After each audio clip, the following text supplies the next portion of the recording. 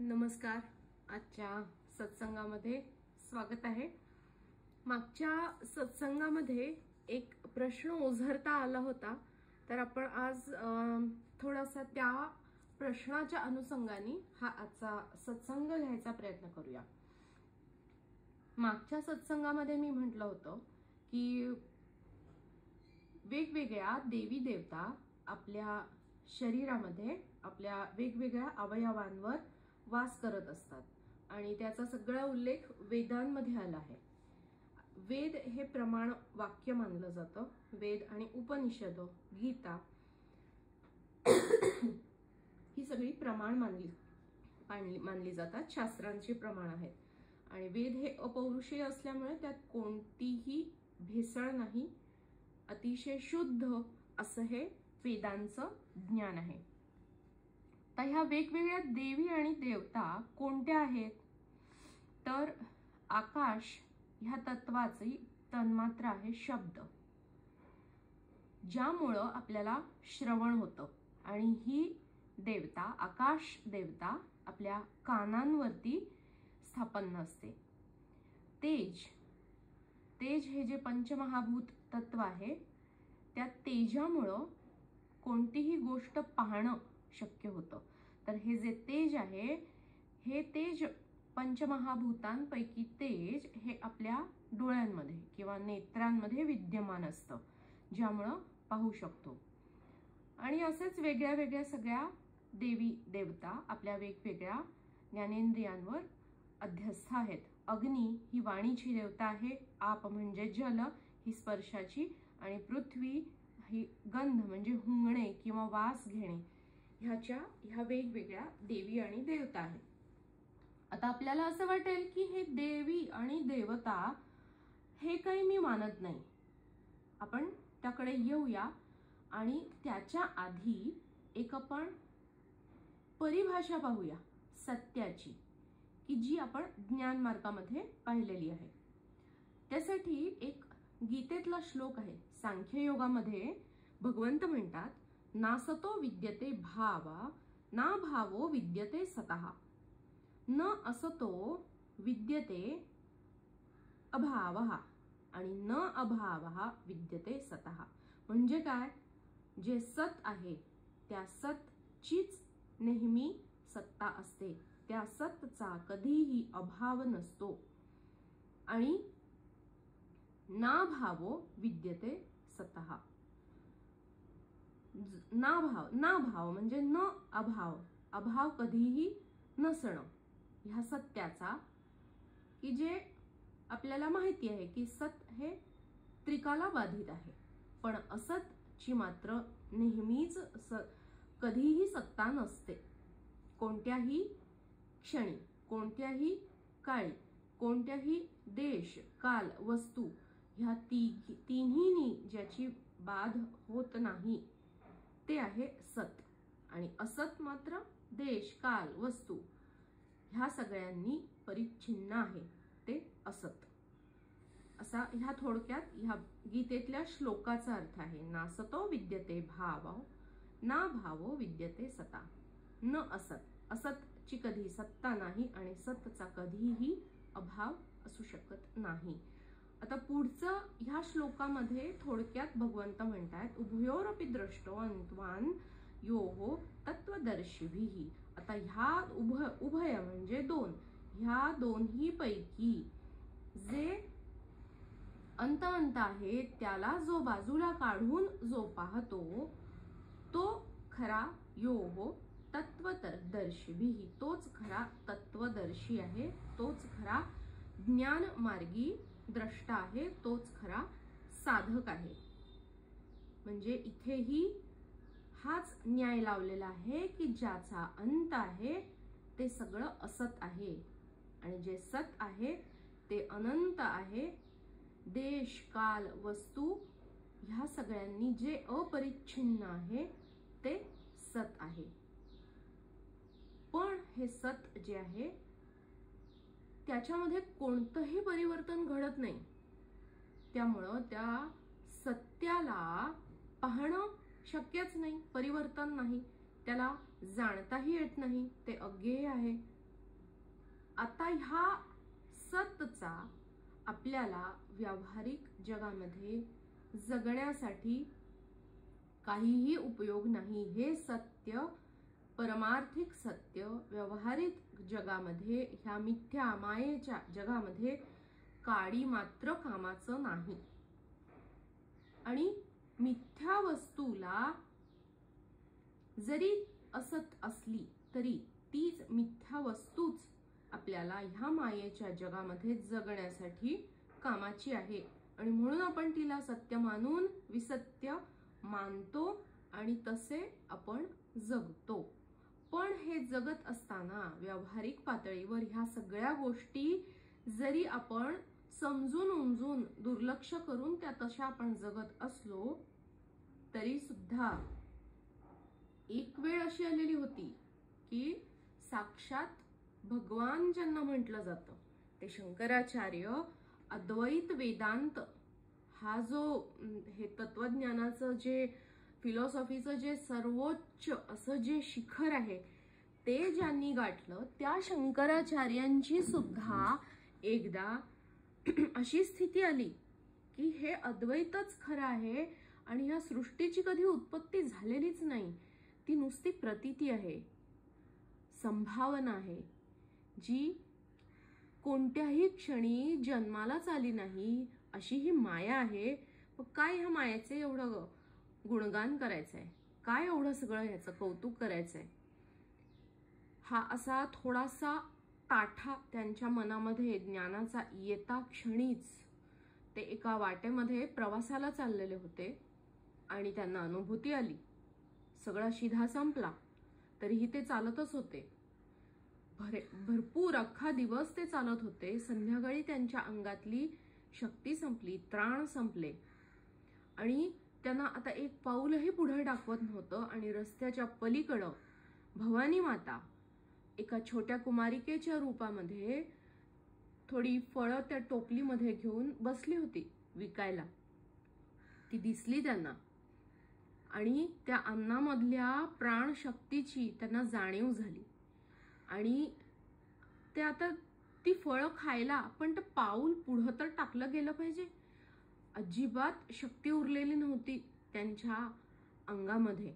आणि मग ते मनोमन त्या मुली रूपातल्या कुमारिकेच्या रूपातल्या त्या देवीला मनोमन शरण गेले आणि खरोखर साक्षात तिथे ती जगदंबा त्यांना दिसली. तिचं वर्णन झालं माता भवानीचं आणि त्यांना खूप उच्च असं स्तोत्र सुचलं.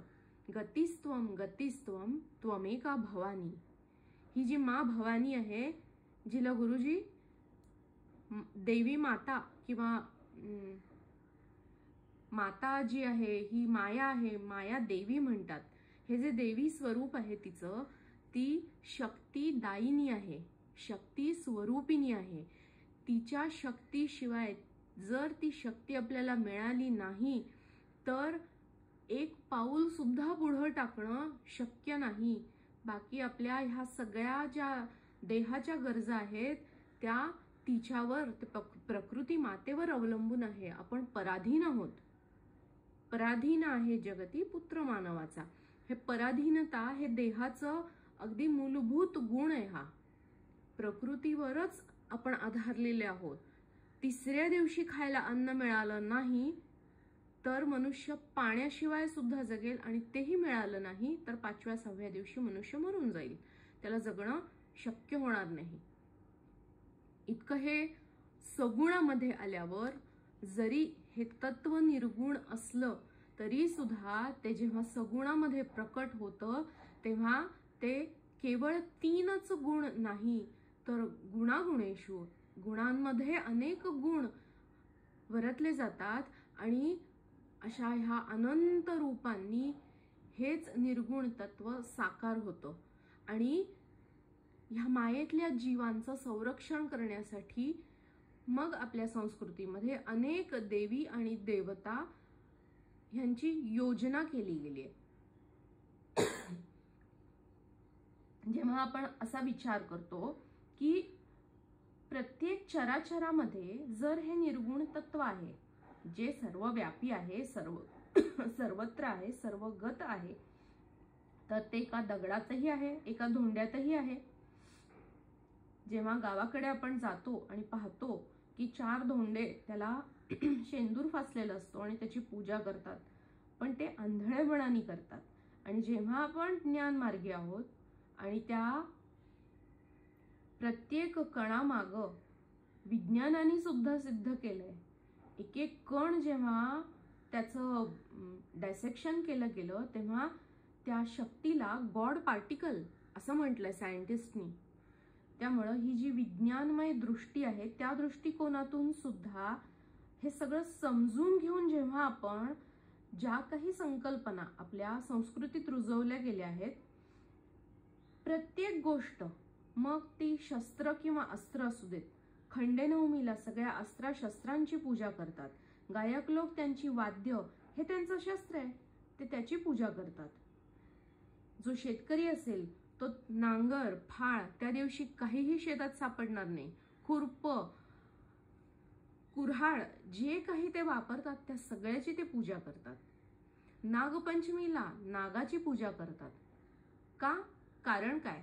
प्रत्येक वस्तू ह्या चराचरातली त्या एका तत्वाचाच आविष्कार आहे आणि त्या तत्वाचा म्हणजे जे निर्गुण नारायण रूप आहे ते सगुणात त्या रूपाने ते अवतरित आहे आणि ते आपल्याला कोणत्या ना कोणत्या तरी वेगळ्या प्रकारांनी मदत करतंय आपला जीवनाचा चरितार्थ चालवण्यासाठी. मग एक जो बॉन्ड तयार होतो त्या बंधनामध्ये आपण न राहता बंधनमुक्त होण्याचं त्याच्यावरचा उपाय काय? थँकफुलनेस, ग्रॅटिट्यूड, धन्यवाद, आणि तेच संस्कृतीमधनं पूजा हे त्याला स्वरूप दिलं गेलंय. म्हणून बैलपोळ्याला एक दिवस बैलाला भरपूर सजवतात, त्याला गोडाधोडाचं खायला घालतात. एक दिवशी त्याला श्रम नाहीत. का? त्याच्या वर्षभर केलेल्या श्रमांचं चीज, त्याची जाण ठेवण्याचा तो दिवस आहे. अशा अनेक गोष्टी आपल्या संस्कृतीत रुजवल्या गेल्या आहेत. आपण जेव्हा ज्ञानमार्गी आहोत, जेव्हा आपण ज्ञान समजून घेतोय, एक एक कणाच्या मागं असणारं विज्ञान समजून घेऊ, तेव्हा आपल्याला समजेल की त्या दगडामध्ये देव नाहीये. पण आपण जेव्हा त्या दगडात एक जो अणू आहे त्या अणूमध्ये जो गॉड पार्टिकल आहे त्यातलं ते एक जे तत्व आहे जे माझ्या अंतरी विद्यमान आहे, जे इथे आहे, जे तिथेही आहे, मग त्याच्यामध्ये चेतना कमी आहे म्हणून जर का मी त्याला हीन लेखतोय, तर हा जो माझा द्वैतातला जो श्रेष्ठ भाव आहे तो घालवण्यासाठी जर का मी माझं मस्तक झुकवतोय, तर फायदा कुणाचा झाला? एका साधकाचाच झाला, एका ज्ञानमार्गी शिष्याचाच फायदा झाला. जिथे जिथे आपला अहम घासून ठेचून गुळगुळीत करून तो जेवढा हवाय, बेअर मिनिमम जेवढा हवाय तेवढा ठेवायची आपल्याला जिथे जिथे संधी आहे तिथे ती जरूर साधून घ्यावी. मग ना आपण नास्तिक आहोत ना आपण आस्तिक आहोत. आपण आस्तिकही नाही आणि नास्तिकही नाही, आणि म्हणलं तर आपण आस्तिकही आहे आणि म्हणलं तर आपण नास्तिकही आहे. का? कारण मी केवळ तत्व आहे आणि त्या तत्वामध्ये ना श्रेष्ठ भाव आहे ना कनिष्ठ भाव आहे. जर मला ह्या मायेमध्ये जिवंत राहण्यासाठी हा देह धारण करणं गरजेचं असेल, तर ह्या देहाला रक्षण, भक्षण, पोषण करण्यासाठी जे जे लागतं ते सगळं पुरवणं हे काम आहे. जे नियतीने माझ्या समोर सगळं मांडलं आहे त्याचा फक्त उपयोग करायचा आहे. इथे कुठे आला मीपणा? देहाला जिवंत राहण्यासाठी जर 4 घास खायला घालणं गरजेचं असेल तर देहम आद्यम खलु धर्म साधनम हे सांगितलंच आहे. आपला स्वधर्म आहे आणि तो मी करतोय. हा, आता काही जण फक्त खाण्यासाठी जगतात, तो भाग वेगळा. आपण काही त्यातले नाही आहोत की केवळ आपण खाण्यासाठी जगू. जगण्यासाठी जितकं आवश्यक आहे तितकं आपण जरूर दिलंही पाहिजे. आणि मला ह्याची गरज नाही ह्या देहाची, असेल माझा हरी तर देईल खाटल्यावरी असं म्हणून जर आपण हातपाय बांधून बसलो तर तो आपलाच मूर्खपणा आहे. मिळालेलं साधन कसं जपून वापरायचं, जतन करून ठेवायचं, त्याचा योग्य वापर होईपर्यंत त्याचं रक्षण संरक्षण करणं ही माझी जबाबदारी आहे, ती आपण पारही पाडली पाहिजे. कसं आहे ना की आणखी एक उपनिषदांमध्ये वाक्य येतं, ब्रह्म सत्यम जगन मिथ्या.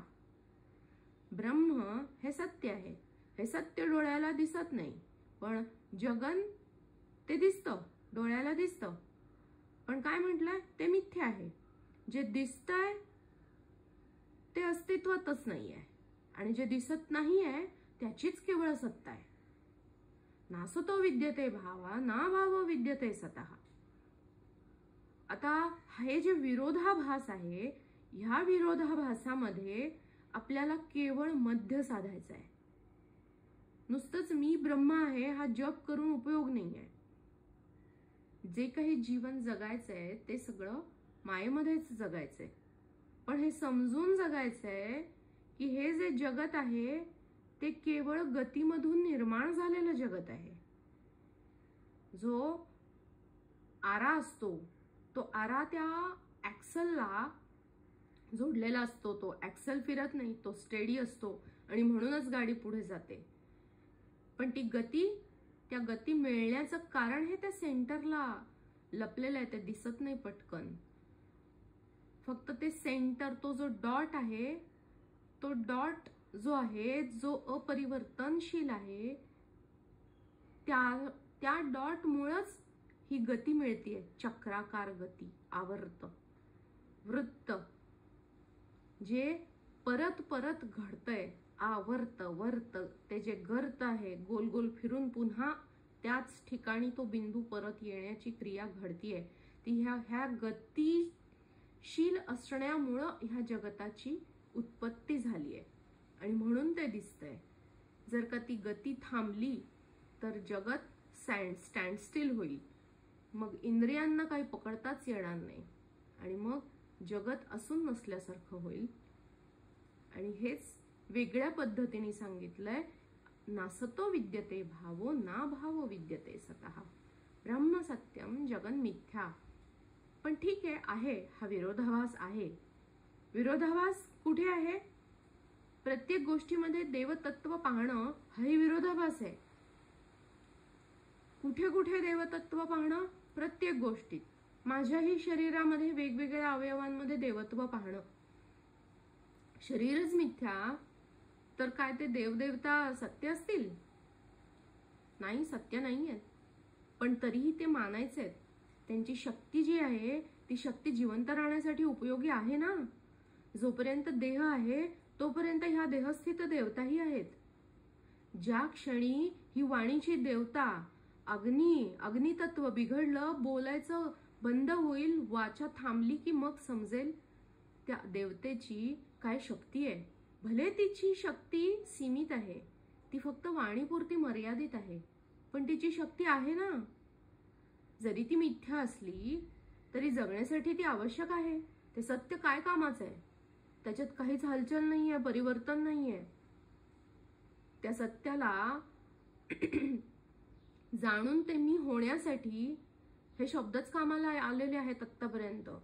आणि गुरु शिष्य परंपरेच्या माध्यमातून ते कंठस्थ झाल्यामुळंच ते म्हणून उदात्त अनुदात्त स्वरांमध्ये म्हणूनच या वेद आणि ऋचा गायल्या गेल्या. या उपनिषदांचं सार जे आपण गुरुजींनी सोपं करून आपल्या समोर मांडलंय ते त्यांच्यापर्यंत आलं कसं? कंठस्थ होतच आलेलं आहे गुरु शिष्य परंपरेतनं. म्हणजे या मायेचा महिमा आहे ना, जी अग्निदेवता आहे, जी वाणीच्या माध्यमातून शक्तिमान आहे, जिच्यामुळं ही वाणी काय सुंदर झालेली आहे, मधुर झाली आहे, ज्ञानवंत झालेली आहे. तिचं महत्व आपण कसं नाकारू शकतो? भले तिची सत्ता थोडी सीमित आहे, पण त्या सीमिततेमध्ये तिची सत्ता आहे ना, ती नाकारून कसं चालेल? आणि असंच प्रत्येक गोष्टीचं आहे. आपण लक्ष्मीला कितीही आपण नाही मानलं, नका मानू ना. ज्या दिवशी ती लक्ष्मी रुसून जाईल ना, अनेक देणेकरी दारावरती येऊन उभे राहतील, तेव्हा झकत त्या लक्ष्मीची आराधना करावी लागेल. माते, प्रसन्न हो. तू प्रसन्न झाल्याशिवाय मला ते तेवढे पैसे नाही ग मिळणार, आणि मग ह्या लोकांचं मी देणं कसं देऊ? त्यांचं देणं मला ह्याच जन्मामध्ये देऊन फेडावं लागेल. ते जर नाही फेडलं गेलं तर मला पुन्हा पुन्हा परत यावं लागेल. त्यामुळे आत्ता मला तुझी गरज आहे, तू प्रसन्न हो. त्याशिवाय माझा पुढचा जर्नी नाही होणार. ती यात्रा इथे माझे अडथळे येतील. आजच गुरुजींचा व्हिडिओ आलाय, अडथळे. ते अडथळे येतात त्याचं कारण काय? हे अडथळे येण्याचं कारण मीच आहे. जी उलटी सुलटी कर्म केली आहेत त्या कर्मांना शून्यावर आणण्यासाठी जे आवश्यक आहे ते घडतंय. त्या अडथळ्यांमधनं वाट काढतच ही अडथळ्यांची शर्यत आपल्याला पूर्ण करायची आहे. ते अडथळे आहेत, ते माझीच जबाबदारी आहे. हे जेव्हा आपण स्वीकारतो तेव्हा निम्म काम झालेलं असतं. आधी आपण जबाबदारी स्वीकारावी, माफी मागावी. जो समोर कोणी आलेला आहे ते कर्म त्या रूपातून क्रियमाण कर्म, प्रारब्ध कर्म आणि संचित कर्म, आत्ता ते चलित तत्वामध्ये आलेलं आहे. जे समोर साकार झालेले आहेत, जे काही संकट किंवा विघ्न, त्या विघ्नहर्त्याची प्रार्थना म्हणूनच गरजेची आहे. त्या देवतेला काही पडली नाहीये, तुम्ही नका त्याला श्रेष्ठ मानू, नका त्याची पूजा करू.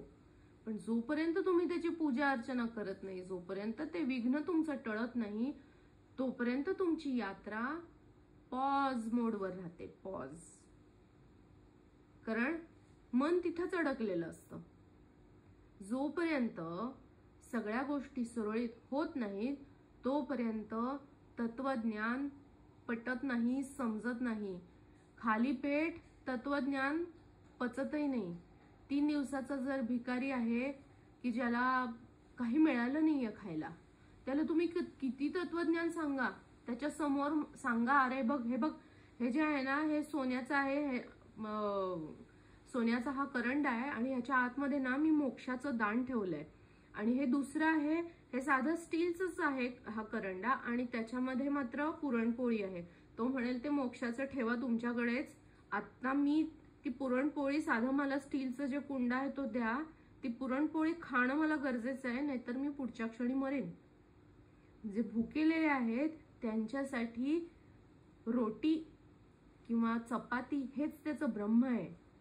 आणि हीच गोष्ट, प्रत्येक कामना ती पूर्ण होईपर्यंत तेच तुमचं ब्रह्म आहे.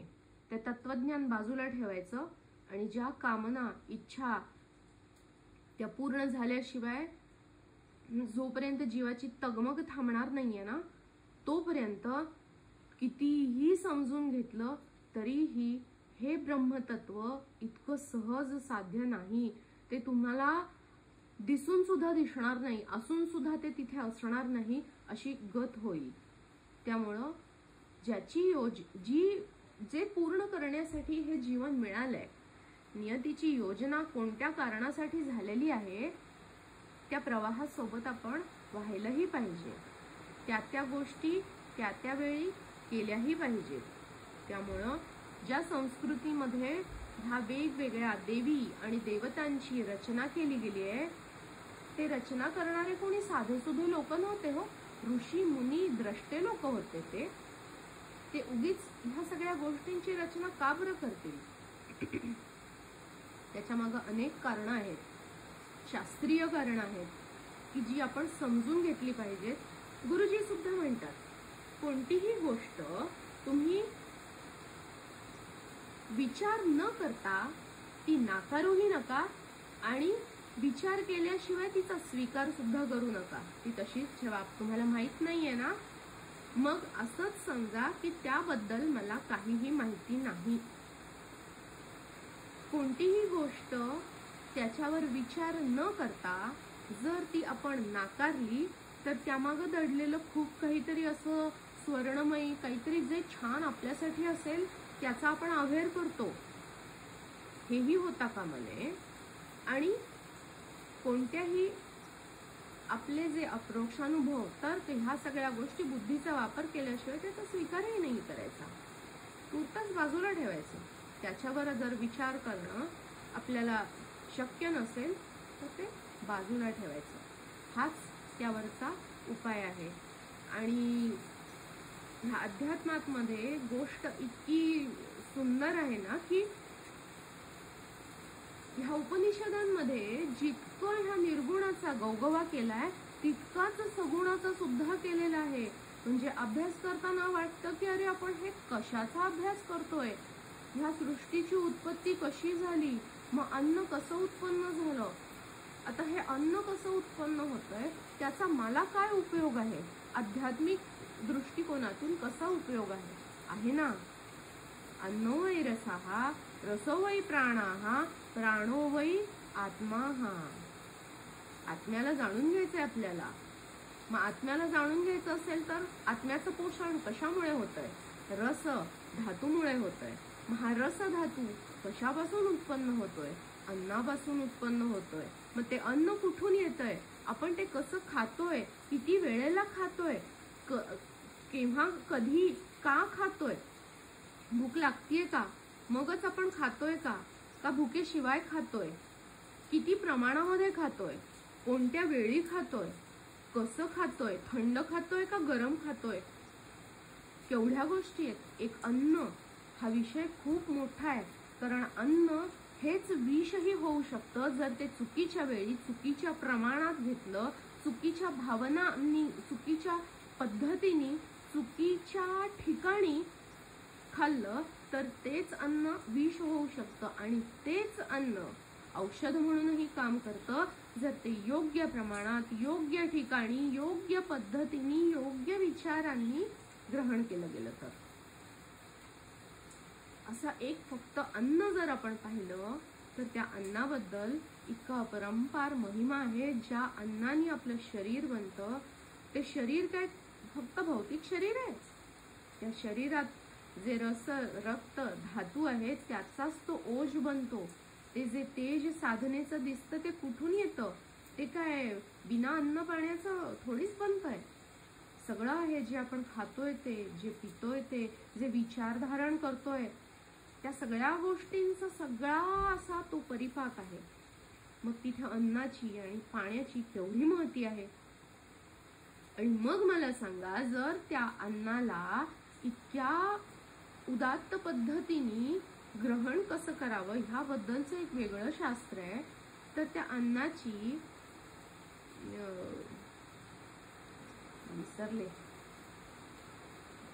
अन्नपूर्णा देवी त्या स्वरूपात की जी अख्ख्या जगताला अन्न प्रदान करते, खूप उदात्त भावनेनं त्या देवतेला नमस्कार एक करणं काय इतकं जड होईल का आपल्याला. एवढा आपला अहम आड यावा. कहाणी सांगते की शंकर भगवान आणि पार्वती दोघांच्या मध्ये भांडण झालं आणि शंकर भगवानांना इतका ताठा होता की ठीक आहे जाऊ दे, रुसलीस तर रुसू दे. ती रुसली आणि जाऊन बसली आणि सगळ्या पृथ्वीवरती अकाल दुष्काळ पडला. साक्षात अन्नपूर्णा रुसली हो. मग काय, मग सगळ्या जगाचं संरक्षण करण्यासाठी हा भगवान शिव एक भिक्षाकरीचं रूप घेऊन तिच्याकडे गेला आणि तिच्याकडे त्यांनी भिक्षा मागितली. देवीनी ओळखलं, आज माझाच नाथ आहे, हसून तिने भिक्षा घातली. तिचं स्वरूप आहेच, ती जगतधात्री आहे, जीवनदायिनी आहे. तिला ती तिच्या बाळांची काळजी आहेच. त्यामुळं त्या अन्नाची जी देवता आहे अन्नपूर्णा, त्या अन्नपूर्णे म्हणजे जर का आपण सगळ्या ह्या शक्ती स्वरूपिणी ला एक आपण 100% एक असणारं सर्कल मानलं तर 95% ही अन्नपूर्ण आहे आणि 5% काली आणि काय काय जे आहेत जगतधात्री ह्या सगळ्यांनी फक्त 5% व्यापली आहे जगात ह्या अस्तित्वातलं पर्सेंटेज. बाकी सगळं अन्नपूर्णेचा प्रोव्हिन्स आहे. जरी हे जग मिथ्या असलं तरी सुद्धा त्यातही ह्या अन्नाचा इतका महिमा आहे की जे सगळ्या प्राण्यांना त्यांचं जीवन बनून जे त्यांचा प्राण अन्न रस सगळं तयार करण्यासाठी जे एक साधन किंवा ज्याच्यापासून हे सगळं बनतंय असं हे अन्न आहे आणि त्याचीही देवता अन्नपूर्णा. केवढं महत्व आहे. फक्त एक अन्नाचं महत्व आपण उदाहरण दाखल पाहिलं आणि अशाच ह्या सगळ्या देवी देवता आहेत ज्या आपल्या शरीरावर वास करतात. जर एखादी देवता रुष्ट झाली तर त्या देवतेचं स्थान असणारं जे ज्ञानेंद्रिय आहे किंवा कर्मेंद्रिय आहे ते कर्मेंद्रिय त्याचं काम जर व्यवस्थित करेन असं झालं तर कुणाचे गुडघे दुखतात, कुणाचे सांधे दुखतात, कुणाला अन्न पचत नाही, कुणाला पोट साफ होत नाही, बद्धकोष्ठता येते. साधा सर्दी आणि खोकला झाला तरी सुद्धा त्या श्वासनलिकेला सूज आल्यावरती बोलताना किती त्रास होतो मी अनुभव घेतेच आहे. प्रत्येकच गोष्टीला एक काहीतरी ती जी ऊर्जा आहे त्या ऊर्जेचं एक माध्यम बनत असतं आणि त्या ऊर्जेच्या माध्यमाची जी देवता स्वरूप आहे तिला फक्त श्रेष्ठत्व द्यायचं आहे. जरी ही सृष्टी मिथ्या असली, जरी हे जगत उत्पन्न झालंय असा केवळ भास होत असला, जरी हे जग म्हणजे एक मृगजळा समान आहे, निव्वळ मृगजळ असं जरी मानलं तरी सुद्धा आपल्याला जगण्यासाठी हे मिथ्या जगतच अतिशय उपयोगी आहे. कमळ जर उमलायचं असेल तर ते चिखलाशिवाय त्याला दुसरी जागाच नाही. जर हे सत्यरूपी ज्ञानाचं कमळ जर ह्या आपल्या सहस्रार कमळामध्ये फुलवायचं असेल आपल्याला तर ह्या मायेतल्या मिथ्या जगामध्ये त्याचं मिथ्यात्व जाणून आणि त्या माया देवीची ही जी सगळी रूपं आहेत त्या रूपांसमोर नतमस्तक होऊन मी तुझ्या चरणीचा दास मात्र आणि तू माता आहेस, तू कृपावंत आहेस, तूच तुझ्या मायेतून मला वाट दाखवून दिल्याशिवाय हे मला वर उठणं शक्य नाही. हा प्रांजळ भाव, एक शिष्य भाव जोपर्यंत एका साधकाच्या अंतरी येत नाही तोपर्यंत ती माता प्रसन्न कधीही होत नाही. तिचा आशीर्वाद असल्याशिवाय हे सगळे अडथळे दूरही होत नाहीत आणि जोपर्यंत हे अडथळे आहेत तोपर्यंत आपलं सगळं लक्ष त्या अडथळ्यांवर, त्या समस्यांचं जे निराकरण आहे ते करण्यावरच सगळं लक्ष तिथेच केंद्रित राहतं. साधनेमध्ये लक्ष राहत नाही, तिथे स्थिरावत नाही, कारण मन स्थिरावत नाही. जोपर्यंत कोणताही प्रॉब्लेम आहे तोपर्यंत मन हे त्या प्रॉब्लेमकडेच आकृष्ट होतच राहतं. हे अगदी ह्या जगाचं तितकंच भयानक असं सत्यही आहे. त्यामुळं म्हटलं जातं की ज्ञान मार्गाकडं बाकीचे सगळे मार्ग आहेत. भक्ती मार्ग खूप सोपा आहे पण ज्ञान मार्ग हा अनेक जन्मांची पुण्याई फळाला आल्यावरच आपल्या अनुभवाला येतो आणि त्या योग्य वेळीच तो समोर त्याची वाट आपल्या सगळ्यांसाठी प्रशस्त करून देत असतो.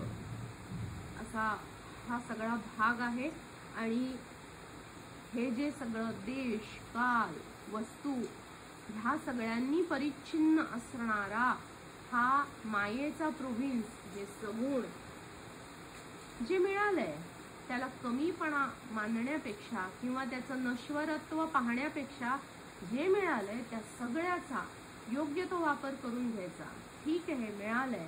आता आपण जर ह्या देवी देवतांचं श्रेष्ठत्व जर मानलं नाही तर तुम्ही मला सांगा, जो गुरुमंत्र आपण पहिल्याच सत्संगात पाहिला, गुरुर ब्रह्मा गुरुर विष्णू गुरुर्देव महेश्वरः.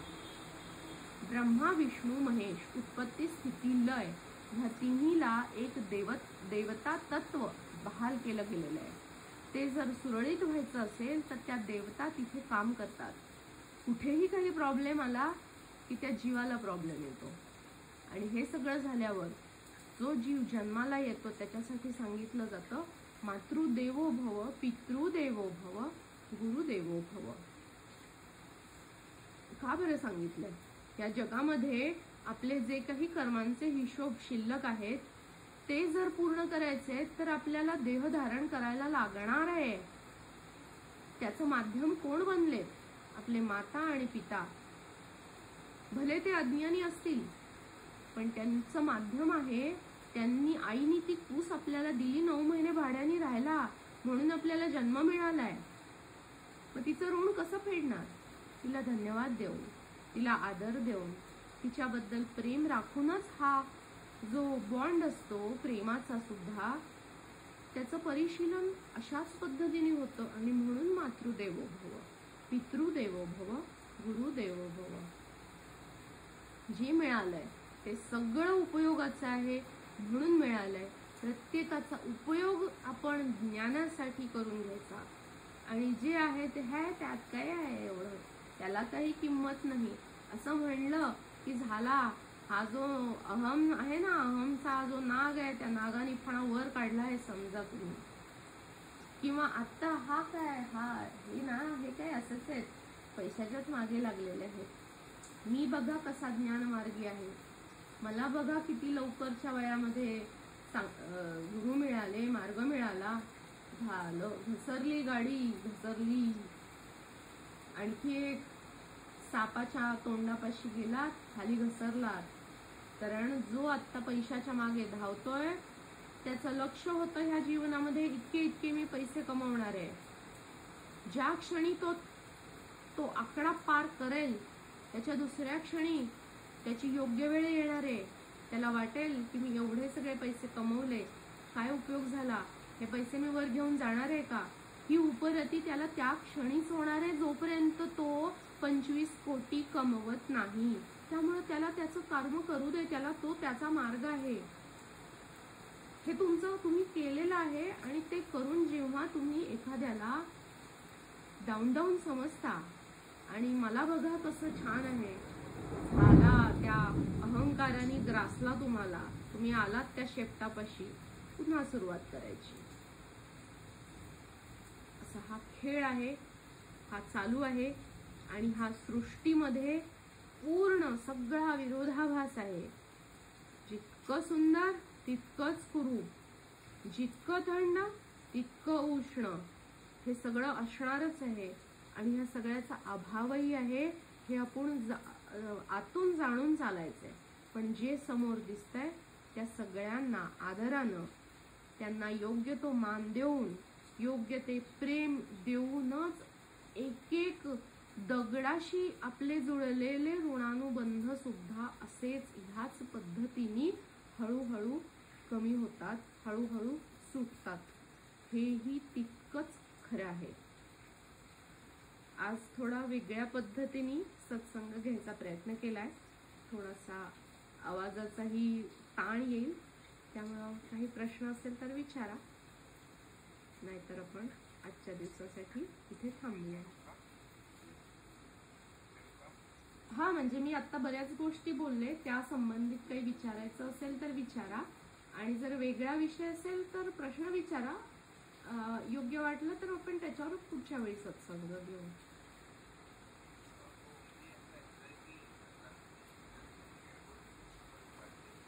थोडंसं मोठं बोलाल का? कारण इथे खूप जोरात विजा कडकडत आहेत बाहेर.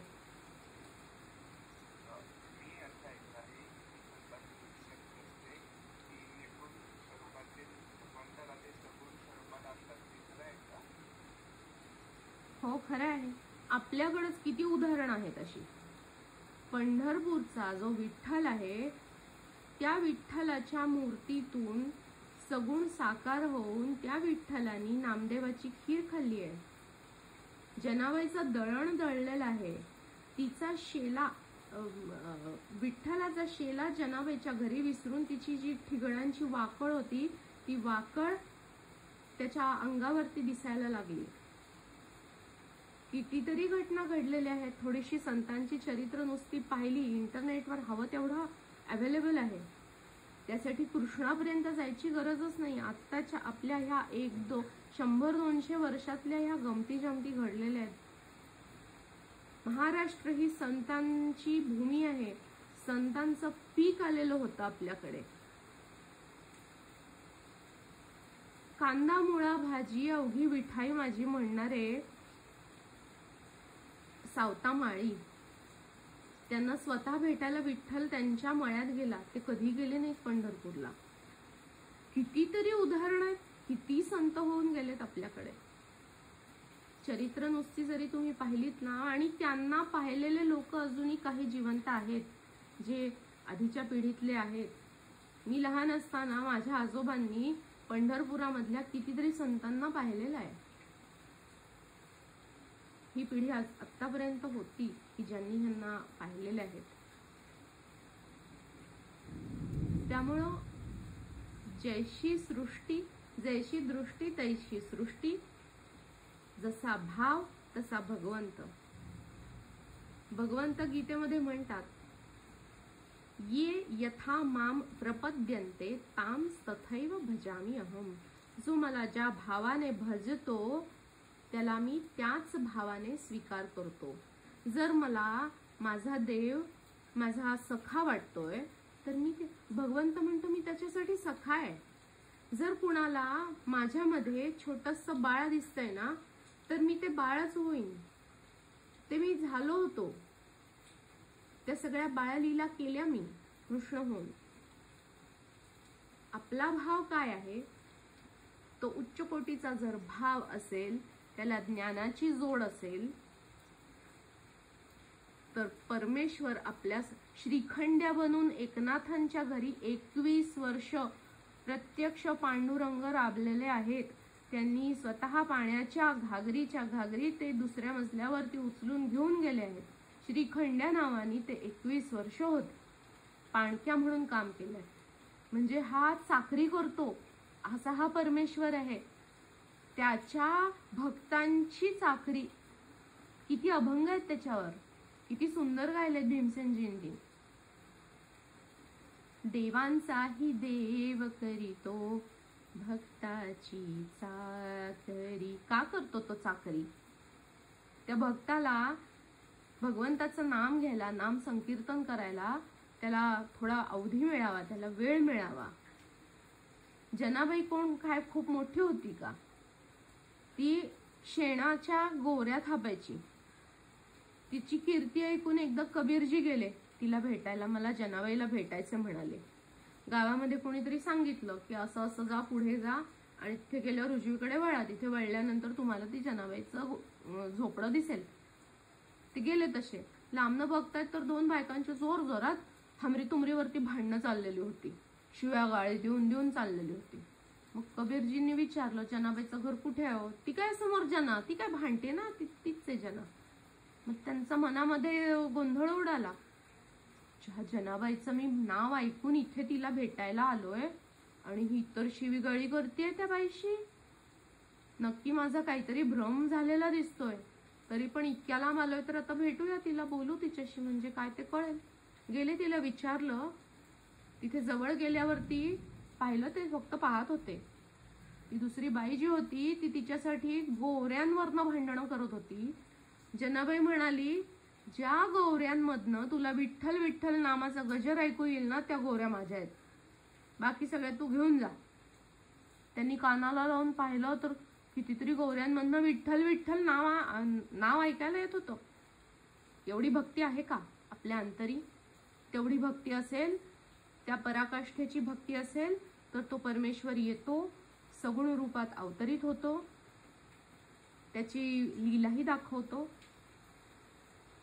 आणि या घडलेल्या घटना आहेत, अतिशयोक्ती अजिबात नाही.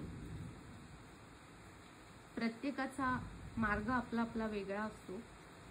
त्यामुळं आणि ज्ञान मार्गामध्ये येण्याच्या आधी गुरुजींचेही व्हिडिओ तुम्ही पहा.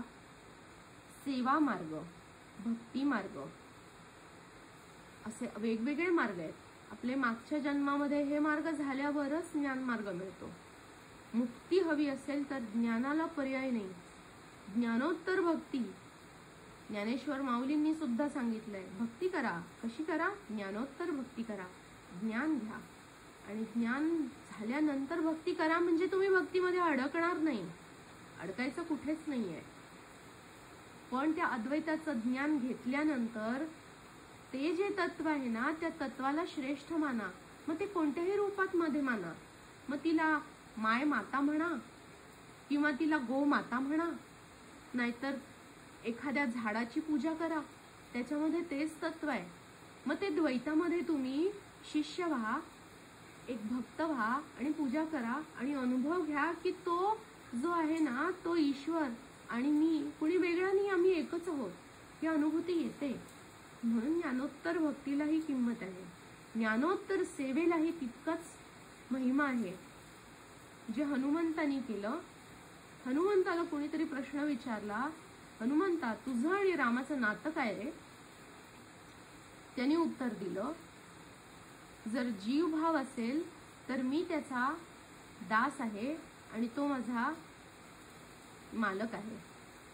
जर आत्मभावामध्ये पाहिलं तर तो आणि मी एकच आहोत, आम्ही वेगळे नाहीच आहोत मुळी. देहबुद्धीमध्ये मी त्याचा दास आहे, तो माझा मालक आहे, मी त्याचा चाकर आहे, सेवा आहे. जर जीव बुद्धीने असेल तर तो आणि मी सखा आहे, आम्ही जीव आहोत, एकाच पेजवर आहोत आम्ही. पण आत्मबुद्धीने जर विचार केला तर आत्मबुद्धीने तो आणि मी वेगळा नाही, आम्ही एकच आहोत. हे ज्ञान घेऊन मग भगवान हनुमंतानी सेवेचा मार्ग अवतरला होता, स्वीकार केलेला होता. तर प्रत्येकाची आपली आपली चित्ताची एक प्रवृत्ती आहे. आपल्याला काय रुचतंय, पचतंय, तो मार्ग ज्ञान झाल्यानंतर आपण जरूर घेऊ शकतो. आणि त्याची ही अनुभूती तितकीच आहे जितकी फक्त ज्ञान मार्गाची आहे. कारण ज्ञान हे वृक्षतेकडे घेऊन जातं आणि आयुष्य इतक्या वृक्ष घालवण्यापेक्षा जे छान मिळालंय त्याचा आनंद रसास्वाद घ्यायचा आहे. पण तो कसा घ्यायचा आहे? साक्षीभावातून घ्यायचा आहे. आणि का नाही, त्यात काही वाईट नाहीये. जर आपण गुंतलोच नाही कुठे, तर फुल दिसतंय, वाह सुंदर फुल आहे, असे उद्गार जर आपले आपण आले तर त्या उद्गारांमध्ये आपण गुंतत नाही आहोत. आणि हेच तर खरं जीवन आहे. अर्थात प्रत्येकाला आपल्या आपल्या परीने ते जगण्याचा पूर्ण स्वातंत्र्य आहे. निर्णय घेण्याचे आपले आपले हक्कही दिलेले आहेत देवाने. आपला आपला चॉईस आहे. ठीक आहे.